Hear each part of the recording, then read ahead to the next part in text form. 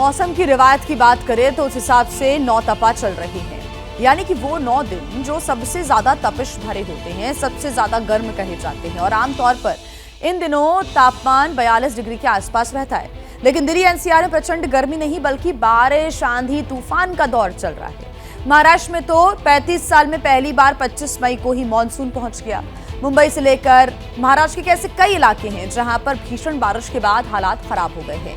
बहुत कम शब्दों में अगर आपको बताएं तो आसमान से बरसती तबाही की जो तस्वीरें हम जून के आखिरी हफ्ते या फिर जुलाई महीने में शुरुआत में देखा करते थे, वो अब मई में हमें नजर आ रही है। तो सवाल यह है कि क्या मौसम ने इस बार बर्बादी की कसम खाई है?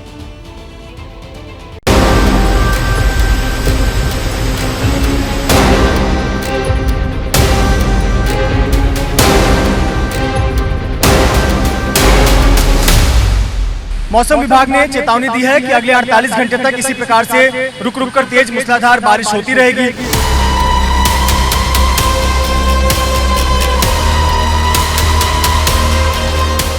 मुंबई महानगर पालिका ने कहा है कि यदि बहुत आवश्यक ना हो तो लोग घरों से बाहर ना निकलें और अपने घरों से बाहर अगर काम के लिए निकल रहे हैं तो सावधानी बरतें।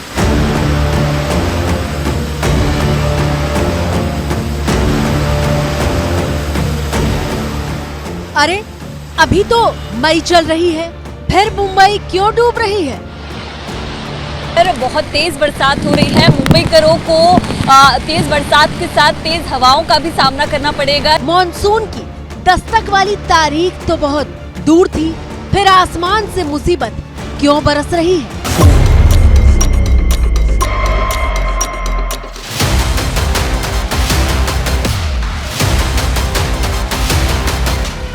और यहाँ पानी भरा हुआ है, पानी में जा भी नहीं सकते हैं। गटर भी खुला हुआ है, एक जगह मेरा पैर भी फंस गया था, गिरने से बच गया, अपने आप को संभाल लिया।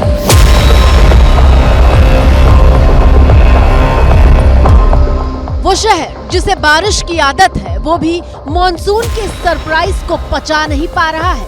35 साल में पहली बार मॉनसून तय वक्त से इतना पहले महाराष्ट्र पहुंचा है। मौसम विभाग ने महाराष्ट्र में मानसून के आगमन की एक सूचना दी, जिसके बाद से महाराष्ट्र के जो तटीय इलाके हैं, रत्नागिरी, कोंकण, सिंधुदुर्ग, रायगढ़, मुंबई, इन जगहों पर बारिश का अलर्ट जारी किया गया है। साथ ही साथ पुणे और बारामती में भी भारी बारिश हो रही है।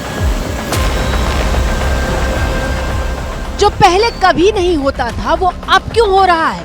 राजधानी दिल्ली जो मई महीने की प्रचंड गर्मी में झुलस रही होती थी, वहां आंधी, बारिश और तूफान का दौर क्यों दिखाई दे रहा है?